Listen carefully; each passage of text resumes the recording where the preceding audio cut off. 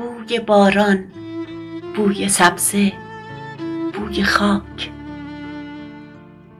شاخه های شسته باران خورده پاک، برگ های سبز بید، عطر نرگس، رقص باد، نغمه شوق پرستوهای شاد، خلوت گرم کبوترهای مست، نرم نرمک میرسد اینک بهار.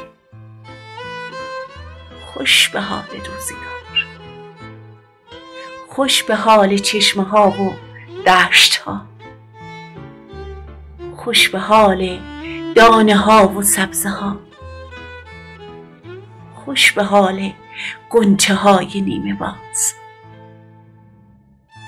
خوش به حال دختر میخک که میخندد به ناز، خوش به حال جام لبریز از شراب، خوش به حال آفتاب.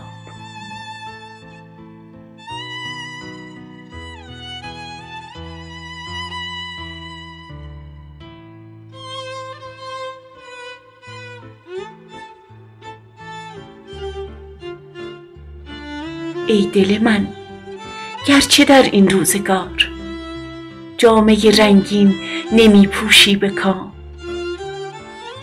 باده رنگین نمی نوشی ز جام،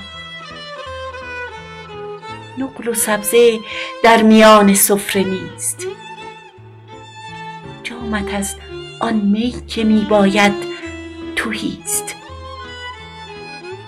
ای دریغ از تو اگر چون گل نرقصی با نسیم، ای دریغ از من اگر مستم نسازد آفتاب، ای دریغ از ما اگر کامی نگیریم از بهار.